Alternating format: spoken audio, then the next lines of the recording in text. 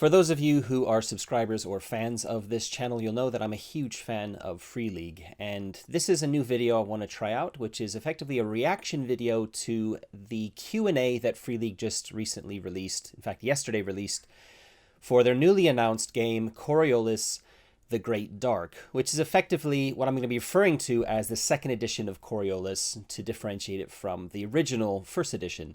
Now, Free League are not using the term second edition, they're referring to it as The Great Dark, but I'm just to make it a bit simpler, it is a second edition of the game, and I'm going to be referring it to it like that just to make this video a little bit more easier to get my mouth around. So what I want to do is I want to go through the first, just summarize the points that I think are quite interesting from that Q&A video. There will be a link up here to that video if you haven't watched it already. But I will be summarizing a lot of the stuff that they talk about, not everything, and then I'm going to give my thoughts on it. So bear with me while we go through this kind of fairly rapidly in terms of what that new game is going to be about. To start off, let's talk about the setting, how the setting differs from the first edition of Coriolis. Now, they've said that this is going to be a mix of the inspirations they've mentioned specifically are The Terror, which is both a book and a TV series, and Deadwood, but set in space. And then they were very quick to basically say this is not going to be a space western, however. And in terms of role-playing game influences or inspirations or what it's most similar to, there was a question about things like Alien, Mothership, and Death in Space. And they basically have said, well, it's not a horror game, and it's got similar themes to Death in Space, but that one's more about scavenging, like in a near future, sort of, or almost like an alien type of industrial setting. And this is very much about going on expeditions and looking for artifacts from a previous, or like a builder civilization that no longer exists. So it's much further, like the themes are kind of similar, but they're very different in terms of how they're implemented. They did say it's most like the Fading Suns role-playing game, which is an older sci-fi role-playing game. But the interesting thing there is that it's not a horror game, which, yeah, we'll come back to that. It's a sequel to the first edition, so it takes place roughly 200 years after the events of the first game, presumably the events meaning how the Mercy of the Icon campaign ends, which does change the setting of the first edition. I don't really want to talk about it without spoiling it for anybody who might be playing it or want to play it, but there are some big setting changes that happen at the end of the Mercy of the Icons campaign. So this takes place presumably after those events, 200 years in the future. So it is definitely a sequel. A lot of basically the lore carries on from there. It's a direct continuation rather than rebooting it or rethinking it or going to a different area and completely rewriting it. This is effectively a direct continuation, though 200 years later. As a result, a lot of the politics, the culture, the religion has changed or evolved since the first edition. And one of the interesting things here is that rather than having a civilization, a human civilization that spans lots of different, what's the word? Not sectors, systems. Here you have a great ship, which is a large ship with presumably thousands of people on board. And that travels between the different systems of this new Lost Horizon. And you're effectively taking your culture and your society with you as you go. So a lot of the intrigue that was in the first edition is here as well, but rather than being like split and separated in different systems, you've got it all with you in your in your great ship. And I mentioned Ark because there's a lot of similarities here to Mutant Year Zero that I'm seeing. And Mutant Year Zero obviously has a lot of intrigues that happen in the Ark, and this is going to have similarly a lot of intrigues happening in your home base, your great ship. The focus of the game is going to be on going on expeditions. As you're traveling through the Lost Horizon, you're looking for resources, but more importantly, you're looking for artifacts. There is something called the Blight, which is an organic plague that it kind of focuses around these ruins. And it's very dangerous for you as players, but it's also very necessary because it's the main way that you discover where these ruins are, which you need to kind of delve into to find artifacts, which I think is a nice little hook. It's something that's dangerous, but you can't really avoid it. And in a way is a kind of a more interesting mechanical implementation of something like Mutant Year Zero's The Rot or Radiation, which is kind of like a random thing that might or might not be there. It doesn't really make much of a difference other than you want to try and avoid it as much as possible. This is something that you want to avoid, but you can't really. So yeah, quite interesting. You travel to expeditions in a shuttle, which is basically something that you can upgrade. So your great ship is kind of like this massive ship that seems to be like it's going to be a bit more static in terms of what it's like. There might be something, they didn't mention this, but I imagine there might be projects that you can do like in Mutant Year Zero or in Forbidden Lands, where you can do upgrades to the great ship, but really the direct upgrades, like ship upgrades like we've seen in the first edition, are going to be done on your shuttle, which is yeah, a bit different to having like a trade vessel or something more like like what we'd see in Star Wars or Firefly. This seems a lot more like Star Trek a bit in terms of having a big base ship and then shuttles that you can modify. There's going to be a bit of a less focus on religion, but religion is definitely still there. But in the first edition, religion kind of permeates everything. There's an assumption that all the players are playing a religious character. You actually have an icon that you're assigned to, a character creation. Here, it's going to be something that's a bit more of an aspect of the setting, but not fully ingrained like it was in first edition. You can play non-believers in this one, for example. They're going to be focusing a lot on story plot hooks that were kind of left unanswered in the first edition. So they are definitely looking at a lot of the mysteries and kind of carrying them forward here. They will be answering some of them, but they're also going to be introducing new mysteries to be solved. What else? Tech level. The tech level has degraded since the first edition, so there's not going to be that kind of high tech that you saw there. But there will be heirlooms, which are effectively first edition tech from the Third Horizon that are kind of like almost, like an heirloom, but it's also kind of like cool tech that doesn't exist anymore. So again, very much like Mutant Year Zero with its artifacts as well, which are things from the prior to the apocalypse. Which are much better than anything you can kind of get nowadays or during the times of Mutant Year Zero. And finally, the last thing to talk about this setting is mystics and mystic powers.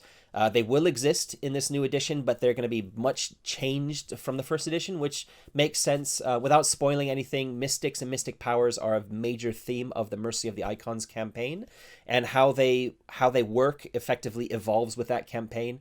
So it seems kind of natural that it's going to keep changing here as well. So those are the main touching points for the setting. In terms of mechanics, it's going to be using a Year Zero engine dice pool, so it's going to be very similar to the first edition as well in a lot of mechanical ways. However, the single dice pool that we had in the first edition is being tweaked to now include a base dice pool and a gear dice pool. This is something we've also recently seen in the Electric State. Those are the only two games that have a base and dice pool. Although it's not the only system from Free League that has two dice pools, because obviously the Alien and Walking Dead games have a stress pool with base dice as well. Prayer and darkness points are being replaced with a hope mechanic, and hope is effectively a meta currency, a resource that you start off with, and I guess you gain as you do things that give you hope. You spend it to push a roll, and as it degrades, bad things can happen. So it kind of sounds like they're they're kind of evolving the darkness point mechanic into hope. And by calling it hope, it sounds like there's going to be a lot more interesting things you can do with it. It's not just a GM resource that's there to, screw over the players. Anyway, and they have mentioned that I think in other places that they're looking to really expand on the limited kind of support that was there for darkness points, because darkness points were really spent mainly in combat settings, rules as written from the first edition. Although there is a great workshop product that basically gives you lots of other options for using darkness points, which is a mandatory expansion in my book if you ever want to play first edition Coriolis. Okay. Hit points and mind points, HP and MP from the first edition are still there, but they're going to be given different names. And crits are going to work more or less like they did in the first game, although it's a little bit ambivalent as to whether they're going to be exactly the same or changed a little bit. So we'll have to see what comes out there. They did also, last thing to talk about with mechanics, because there wasn't a lot of mechanical discussion in terms of specifics. They did say that it will be possible to bring first edition characters over to second edition without much tweaking being required, which makes it sound like, under the hood, it's going to be very, very similar. But yeah, it should be easy to convert your characters, basically. And in terms of how do you convert a character that exists in a setting to take place 200 years later, stasis pods, which are kind of like cryopods, were a thing in the first edition. So they kind of hinted at stasis pods being a way where maybe you can have your first edition character wake up from stasis 200 plus years later and, oh, look, we're in a different place. Things have changed, etc. There is a faction called the Coriolites, which it sounds like they worship the Third Horizon a bit, and are a bit obsessed with it. So that could be an interesting tweak if you have a first edition character waking up in the second edition setting. They'll probably be like almost worshipped as a deity almost by this faction, which could be quite interesting. Okay, that's mechanics. Miscellaneous things that kind of don't fit into either space. We'll talk about that very quickly. It's going to have a focus on single campaigns, single contained campaigns, rather than big epic multi-part campaigns. Basically, not the mercy of the icons. They're going to be releasing the first campaign alongside the core rulebook. It's called Flowers of Algarab or something along those lines. I don't have it in front of me. I didn't write it down in my notes. And basically, the idea is you've got these self-contained mini campaigns that will look, each one will kind of be exploring the mysteries of the setting. And so you're going to kind of get through the reveals of what the mysteries of the setting a little bit faster than you would, or than they did with the first edition. Yeah, and I quite like that because it seems like, committing to a 3-part campaign means that you might be playing the first part, then you have to wait a year or more to get till the next one was released. You're not sure what the quality of each installment is going to be like. Whereas with this one, you can kind of, because it's all self-contained, you can kind of watch reviews of people talking about it, and like you can pick and choose and be like, well, maybe I'll just play this one and skip that one because it doesn't really seem like something I'm interested in. We'll play that one instead. It's a much more flexible and user-friendly or player-friendly approach to campaign play, in my opinion. They are also inspired by Blade Runner in terms of physical handouts and maps. And they've basically said that there will be these nice, beautiful tactile maps and handouts in this game. Not just physical, but also digital as well. They specifically kind of talked about ship maps, which also sounds really cool because I love ship maps. Yeah, they were okay in Coriolis first edition, but there weren't enough of them, I felt like. So hopefully we'll see more of them. Or, yeah, we'll see. But it's nice that they're thinking about these kind of like handouts and maps to a certain extent. I guess the handouts refer to the campaign. I don't know if I mentioned it. I think I forgot to mention it. The first campaign is actually going to be like a box set, which makes it sound like it's going to be like a case file from Blade Runner, or like a starter box set where you've, like from Alien, for example, or a cinematic scenario, I should say, where you're going to have all the handouts you need for that campaign and some cool stuff in a box. Which I really like. It sounds like a really cool thing. It's a nice tactile way to play a specific adventure. Yeah. Virtual tabletops. Someone asked about Foundry support specifically. They didn't commit to Foundries, but they did say they will be looking at all major platforms. In the past, they've supported Foundry, Roll20, and Alchemy as stretch goals and like with official support. So I'd expect those to be some iteration of one of those three to be in stretch goals for this one. Personally, I'd like Alchemy and I like Foundry. I really don't like Roll20, so I'm personally hoping we'll see either a Foundry or an Alchemy implementation. Alchemy is a little bit more for theater of the mind. We saw that in some of the more lightweight iterations of the Year Zero games, whereas Coriolis is a little bit more crunchy in terms of like combat and stuff. They didn't talk about crunch. They didn't talk about combat in the Q&A. But if it's similar to the first edition, then I would expect more Foundry support rather than Alchemy, because Foundry is a bit easier to handle things like initiative and actions and movement and range and stuff like that. And finally, the last little thing is there will be a free quick start being made available of the game, being released alongside the Kickstarter campaign, which is going to be taking place on March 19th, so about 4-ish weeks from now. And it will have a sample adventure in it to kind of give it a try. The alpha for the game should be available shortly after the Kickstart ends.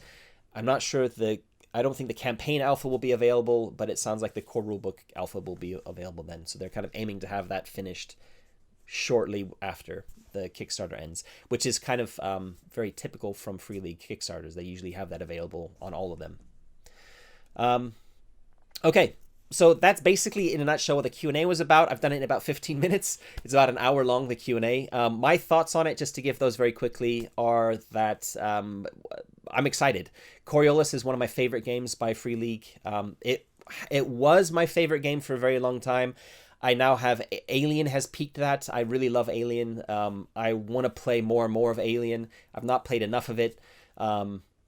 However, with the changes they're talking about here, I think Coriolis might pip Alien into that first spot. However, I do have some reservations because one of the big draws for Coriolis, one of the reasons I liked it so much, was because of the setting. And there's a lot of rich things going on there. The tie to religion and all the factions and how they play together, and all the tension there, the focus on intrigue, etc., was a big draw for me for the first edition. And it sounds like things are going to be really shaken up and changed here. So there's a bit of a caveat. It might be that with the changes they've made, make it sound like it's going to be a bit more generally attractive to different groups. Whereas with the first edition, if you're not into sort of Persian or Arabian lore or culture, then it might put you off a bit because it's so steeply ingrained into that. Whereas this sounds like, that was its past. It's a bit more modern in terms of how that's all the culture and the religion has been interpreted here, which might dilute those elements down to an extent where, yeah, I don't know. We'll have to wait and see. I'm very curious to see how they've done it because they have said that religion and factions will definitely feature, that there will be ties to the first edition or to the Third Horizon, but they've definitely evolved because of how things have changed. So we'll see. I do really love the idea of mixing a lot of the themes and mechanics from Mutant Year Zero and Coriolis together to get this. Things like gear degradation, the arc mechanic, or the arc-like great ships. I think it's going to make for a really great play experience. And one of the other things I like is that this dice pool, this kind of new dice pool system that we first saw in the Electric State, where you just have base and gear dice. I think it's a very accessible change to this kind of Forbidden Lands and Mutant Year Zero system, which is, Mutant Year Zero was their first game with the Year Zero engine, and it's for people who don't want to buy into the official dice, and they've had problems with having enough official dice available. So a lot of people have been forced to use their own dice pools. And where you have 3 different dice pools, it's a little bit inaccessible to try to expect people to have the 3 different dice pools. I mean, a lot of hardcore gamers will have lots of dice, but not everybody will be able to find 6 to 8 of 3 different colored dice. And you also then have to remember 2 of them have a special thing with the ones, the third doesn't. It's just kind of hard to remember. And I've noticed that with games like The Walking Dead and Alien, with the 2 different dice, where only one dice has something special happening on the ones, it's way easier to both find your own dice and to remember that one of them has something special, not the other. It's just easier to parse in your head. It's quicker at the game table if you don't have the official dice with the official symbols on them. And as a result, I think it's a really great tweak to the kind of gear degradation survival aspect, to just have the 2 dice pools. So I'm kind of really happy to see that. I've not tried the Electric State RPG yet, and obviously I haven't tried this new one, this new Coriolis edition.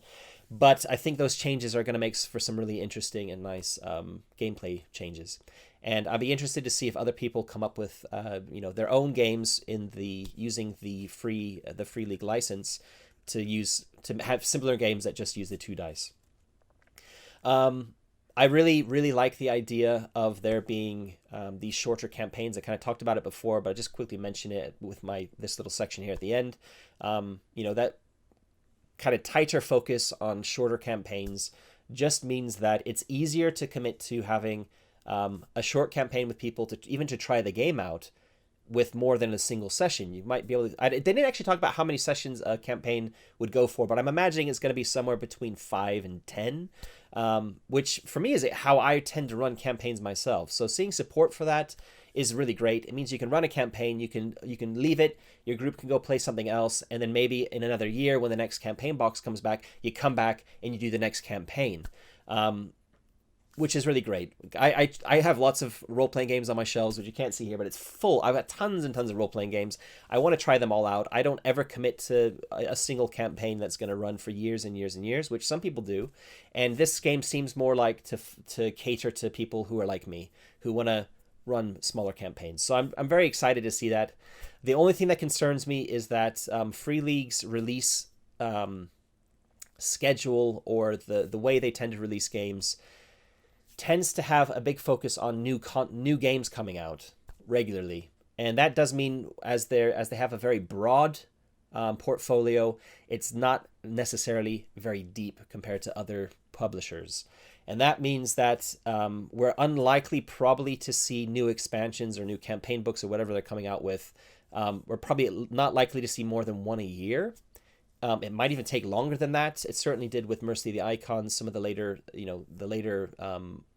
parts of that took longer than a year to release.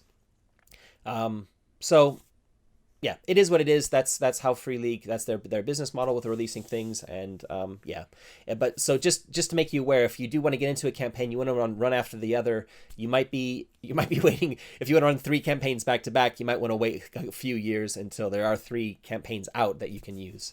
I also think that the success of the Kickstarter is going to also tell Free League how popular this new line is going to be, and in terms of how much support to give it in terms of resources to release expansions, because their own resources in terms of like how many employees they have, and getting people on board to write these things is going to be directly related to popularity of the game line. So I'm hoping it's going to be popular. I'm hoping that it's going to show Free League that Coriolis is a big staple in their library, and that's going to encourage them to release frequent content for it.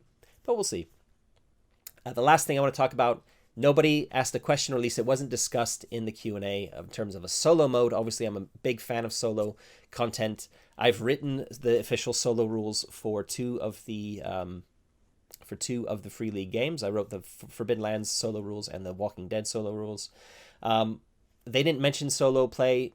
I don't know if it's going to be a stretch goal. I have not been in contact with Free League about writing solo rules or anything like that, so I have no idea what it's going to look like. However, they have included solo rules as a stretch goal in most of their recent Kickstarters, and this does, with its focus on exploration, it makes me think that it's a much better vehicle for solo play than the first edition of Coriolis. At least it's a bit of an easier... it's a bit easier to fit solo play mechanics into a game about exploration than it is about, big sandbox with intrigue and stuff.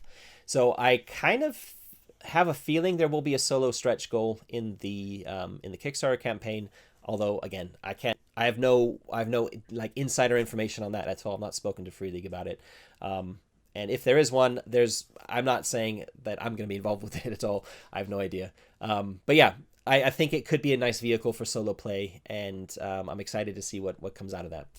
So that's this video. That's the reaction. If you liked this video, then let me know in the comments, and I'll try and do more of them in future when new games come out, and Free League talk about various games that they're working on. And yeah, I can do similar ones because this is fairly easy for me to kind of put together and release. As you can see, there's no editing involved. It's a pretty quick and easy video. So yeah, if you'd like to see more of these, let me know in the comments and I'll do it. Anyway, thanks, and catch you in the next video. Cheers.